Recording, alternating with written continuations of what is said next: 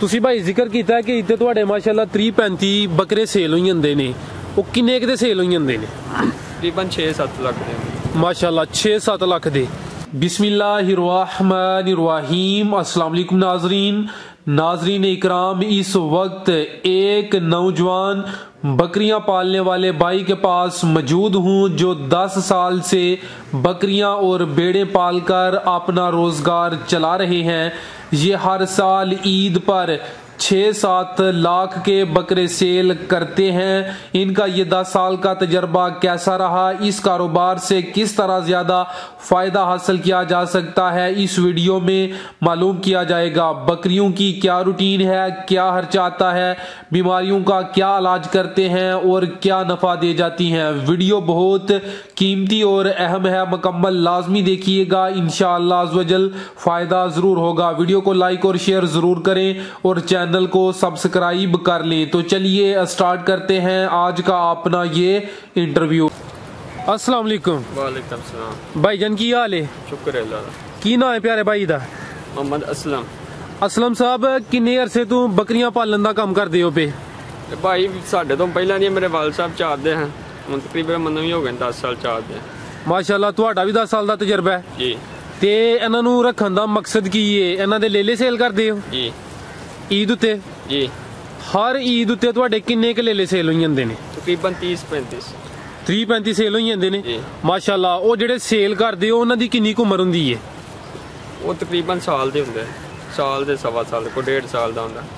ਇਹ ਤੇ ਹੋ ਗਿਆ ਨਾ, ਤੁਸੀਂ ਲੇਲੇ ਸੇਲ ਕਰਦੇ ਹੋ ਤੇ ਬੱਕਰੀ ਜਿਹੜੀ ਲੇਲੀ ਦਿੰਦੀ ਏ ਉਹਨਾਂ ਦਾ ਕੀ ਕਰਦੇ ਹੋ? ਉਹ ਨਹੀਂ ਸੇਲ ਕਰਦੇ? ਉਹ ਵਿੱਚ ਹੀ ਰਹਿੰਦੇ ਨੇ ਜਾਂ ਗੋਸ਼ਤ ਲੋੜ ਪਵੇ ਤੇ ਗੋਸ਼ਤ ਨੂੰ ਦੇ ਦੇਣੇ। ਤੇ ਆਮ ਦਿਨਾਂ ਵਿੱਚ ਕੋਈ ਜਾਨਵਰ ਨਹੀਂ ਸੇਲ ਕਰਦੇ? ਨਹੀਂ, ਘੱਟ ਵੱਧ ਸਿਰਫ ਈਦ ਤੇ ਹੀ? ਜੀ। ਤੇ ਇਸ ਟਾਈਮ ਤੁਹਾਡੇ ਕੋਲ ਕਿੰਨੇ ਜਾਨਵਰ ਨੇ? ਤਕਰੀਬਨ 55 ਕੋ ਹੈ ਮਾਸ਼ਾਅੱਲਾ। ਕਿ ਬੱਕਰੀਆਂ ਵੀ ਨੇ ਤੇ ਭੇਡਾਂ ਵੀ ਨੇ? ਜੀ। ਕਿੰਨੀਆਂ ਬੱਕਰੀਆਂ ਤੇ ਕਿੰਨੀਆਂ ਭੇਡਾਂ ਨੇ? ਤਕਰੀਬਨ 21 ਭਾਰੂ ਨੇ ਬੱਕਰੀਆਂ ਦੇ ਕਿ ਭੇਡਾਂ ਦੂਜੇ ਵੀ ਹਨ 30 ਜ਼ਿਆਦਾ ਭੇਡਾਂ ਨੇ? ਜੀ। ਜ਼ਿਆਦਾ ਫਾਇਦਾ ਭੇਡਾਂ ਦਿੰਦੀਆਂ ਨੇ ਜਾਂ ਬੱਕਰੀਆਂ ਦਿੰਦੀਆਂ ਨੇ? ਦੋਵਾਂ ਚ। ਦੋਵਾਂ ਚਾਹੀਏ। ਤੁਸੀਂ ਵੈਸੇ ਜ਼ਿਆਦਾ ਭੇਡਾਂ ਰੱਖੀਆਂ ਨੇ, ਜ਼ਿਆਦਾ ਫਾਇਦਾ ਕਿਹਦੇ ਚ ਵੇ? ਦੋਵਾਂ ਚ ਜਿੰਨੇ ਆ। ਠੀਕ ਹੈ। ਤੇ ਕਿਹੜੀ ਕਿਹੜੀ ਨਸਲ ਦੇ ਜਾਨਵਰ ਜੇ? ਬੱਕਰੀਆਂ ਦੀ ਵੀ ਨਸਲ ਦੱਸੋ ਤੇ ਭੇਡਾਂ ਦੀ ਵੀ ਨਸਲ ਦੱਸੋ। ਭਾਈ ਸਿਆਲਕੋਟੀ ਨੇ ਇਹ ਬੱਕਰੀਆਂ ਤੇ ਜਿਹੜੀਆਂ ਭੇਡਾਂ ਨੇ ਇਹ ਅੰਮ੍ਰਿਤਸਰੀ ਨੇ। ਅੱਛਾ।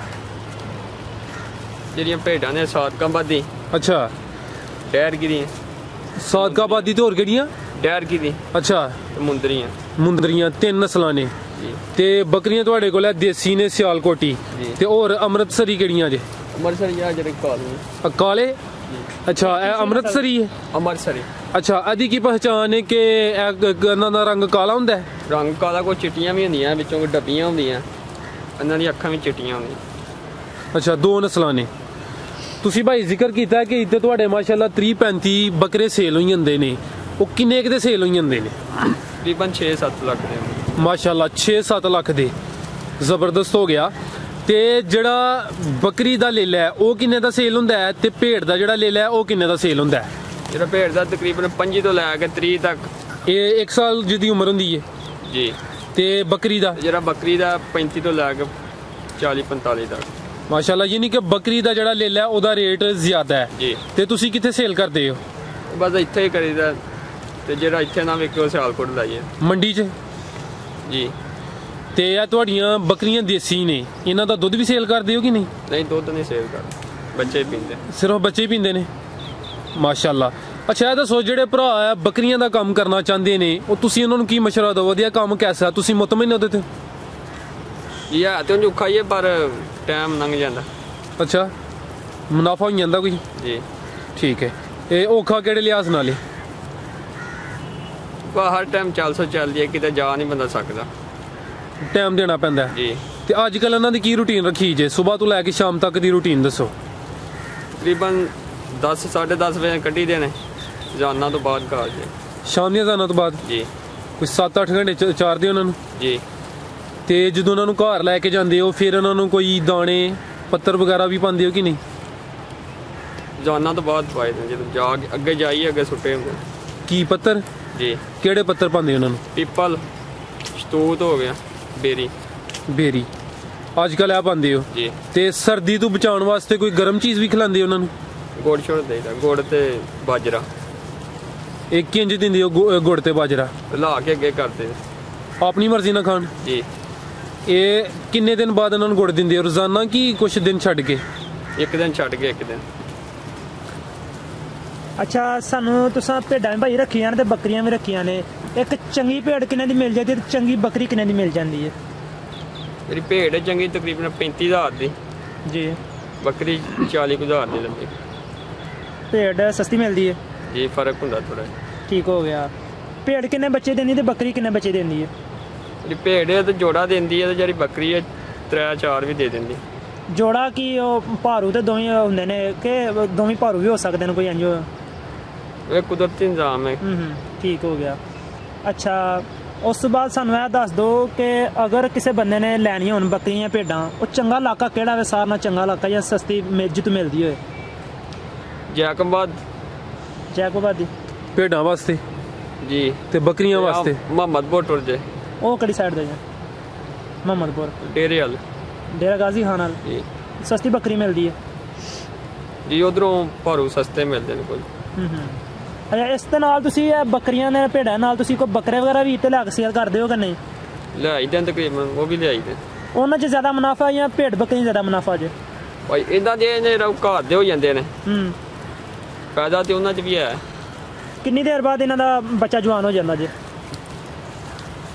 ਬੱਚਾ ਤਕਰੀਬਨ ਸਾਲ ਦਾ ਸਹੀ ਹੋ ਜਾਂਦਾ। ਸਾਲ ਦਾ ਬੱਚਾ ਕਿੰਨੇ ਦਾ ਸੇਲ ਹੋ ਜਾਂਦਾ ਅੰਦਾਜ਼ਨ? 30,000। 30,000 ਦਾ? ਜੀ। ਸਹੀ ਹੈ। ਦੋਵਾਂ ਦਾ ਸਾਲ ਦਾ ਜਵਾਨ ਹੋ ਜਾਂਦਾ, ਭੇਡ ਦਾ ਵੀ ਤੇ ਉਹਦਾ ਵੀ ਬੱਕਰੀ ਦਾ ਵੀ? ਬੱਕਰੀ ਦਾ 1.25 ਸਾਲ ਦਾ ਹੁੰਦਾ। 1.25 ਸਾਲ ਦਾ। ਅੱਛਾ, ਜਾਨਵਰ ਜਿਹੜੇ ਨੇ ਉਹਨਾਂ ਨੂੰ ਬਿਮਾਰੀਆਂ ਲੱਗ ਜਾਂਦੀਆਂ, ਸਾਡੇ ਇਲਾਕੇ ਦੇ ਵਿੱਚ ਕਿਹੜੀਆਂ ਖਾਸ ਬਿਮਾਰੀਆਂ ਜਿਹੜੀਆਂ ਜਾਨਵਰਾਂ ਨੂੰ ਲੱਗ ਸਕਦੀਆਂ? ਗਿੱਲੜ, ਅੱਛਾ, ਖਾਂਸੀ, ਠੀਕ ਹੈ, ਜ਼ੁਕਾਮ, ਬੁਖਾਰ। ਠੀਕ ਹੈ। ਤੇ ਇਹਦਾ ਇਲਾਜ ਕਿਸ ਤਰ੍ਹਾਂ ਕਰਦੇ ਹੋ ਤੁਸੀਂ? ਇਹਦਾ ਇਲਾਜ ਦਵਾਈ ਦੇਈ ਦੀ। ਦਵਾਈ ਦਿੰਦੇ ਹੋ? ਦੇਸੀ ਇਲਾਜ ਕੋਈ ਨਹੀਂ ਕਰਦੇ? ਨਹੀਂ।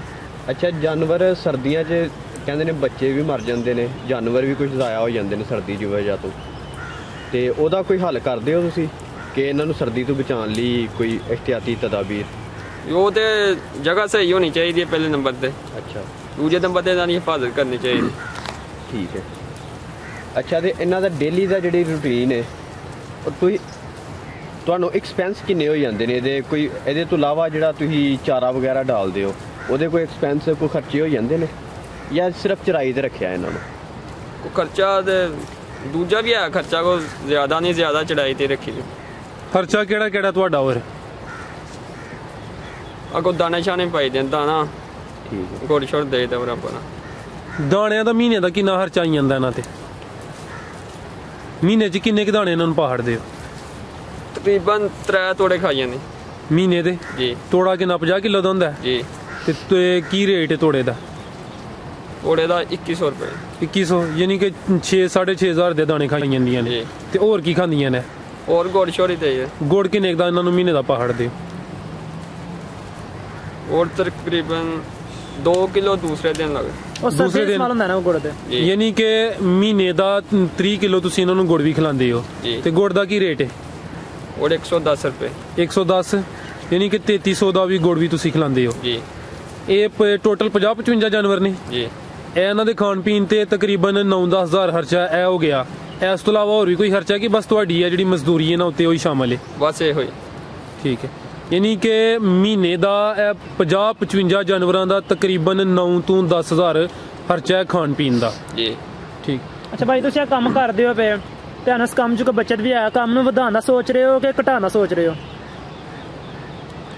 ਆਸਤਾ ਆਸਤਾ ਵਧਣੇ ਹੀ ਨੇ। ਉਹ ਜੇ ਸਰਦੀਆਂ 'ਚ ਘੱਟ ਰੱਖੀ ਦੇ ਨੇ, ਅੱਗੋਂ ਗਰਮੀਆਂ ਦੇ ਵਿੱਚ ਹੋਰ ਪਾ ਲਈਦੇ। ਜ਼ਾਰੀ ਗੱਲ, ਤੁਸੀਂ ਘੱਟ ਜਾਨਵਰਾਂ ਤੋਂ ਕੰਮ ਸਟਾਰਟ ਕੀਤਾ ਸੀ ਤੇ ਵਧਾਇਆ, ਹੁਣ ਇਸ ਤੋਂ ਵੀ ਅੱਗੇ ਮਜ਼ੀਦ ਵਧਾਓਗੇ? ਜੀ। ਤੇ ਤੁਹਾਨੂੰ ਕੋਈ ਇਹਦੇ ਨਾਲ ਕੋਈ ਮੁਲਾਜ਼ਮ ਵਗੈਰਾ ਰੱਖੇ ਤੁਸੀਂ ਹੁਣ ਫਿਲਹਾਲ ਕਿ ਇਕੱਲੇ ਚਾਰਦੇ ਹੋ? ਇਕੱਲੇ ਹੀ ਚਾਰੀ ਦੇ। ਕੋਈ ਸਟਾਲਾ ਵਗੈਰਾ ਕੋਈ ਚੀਜ਼ ਮੁੱਲ ਲਈ ਹੋਈ ਇਹਨਾਂ ਨੂੰ ਪਾਉਣ ਵਾਸਤੇ? ਸਟਾਲਾ ਲਈਦਾ ਕੋ ਕਿੰਨਾ? 2 ਕਨਾਲਾ।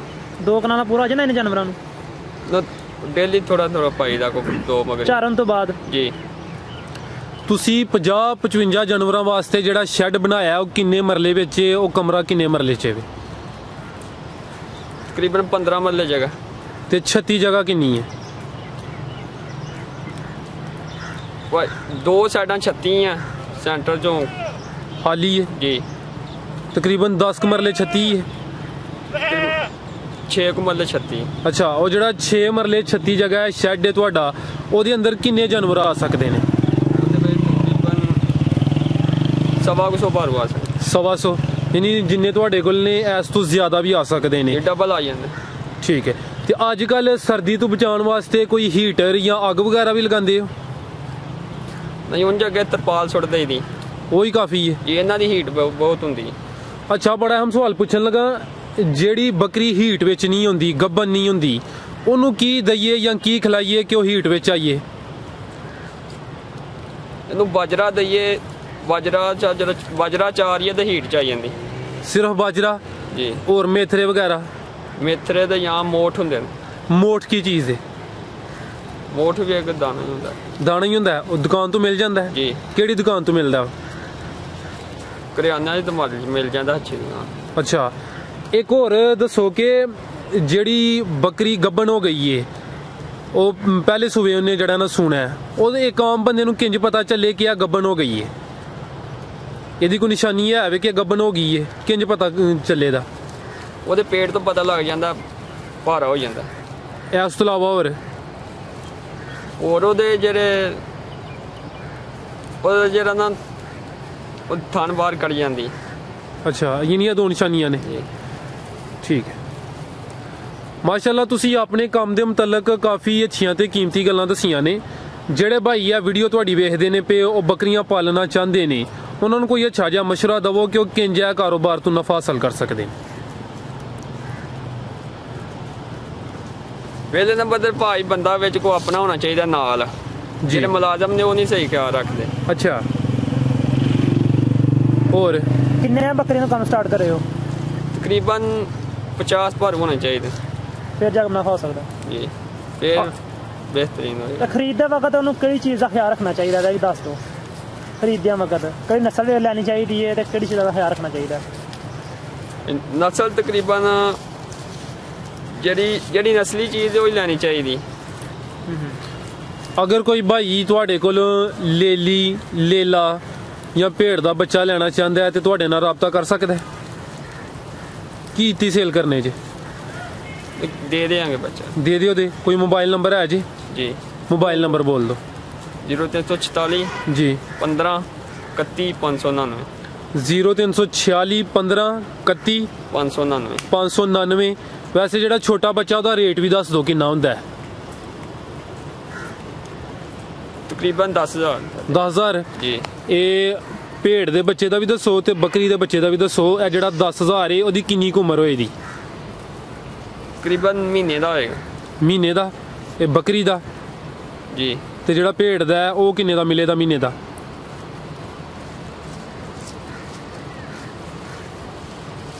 ਉਹ 8,000 ਦਾ ਮਿਲ ਜੇ। 8,000 ਦਾ? ਜੀ। ठीक है भाईजान, बहुत शुक्रिया जनाब, अल्लाह हाफिज़।